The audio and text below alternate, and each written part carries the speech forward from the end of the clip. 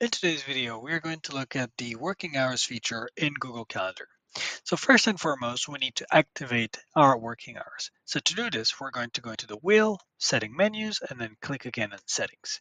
From here, we are going to go down in the general settings and go to working hours.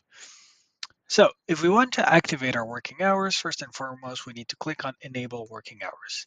From here, we can select which days we are going to be working, hence Monday, Tuesday, Wednesday, Thursday, Friday, Saturday, and Sunday if needed.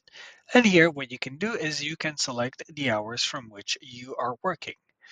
If you want to make your life easy and just copy the entire thing, what you can do is come to next to the Monday and click as well and do copy time to all. Hence, what it will do, it will apply your working hours to all the days in which you are working. Now, whenever we have done this, Google Calendar automatically saves all the settings that we are doing, as we can see here at the bottom. When we activate the working hours, they are not visible for us. That being said, they are visible for other people. What do we mean by this is if somebody looks for our calendar and wants to have a meeting with us, as I will be doing here, they will see that now there is gray areas in the calendar. That means this is outside of the working hours and everything that is within the white area is in the working hours.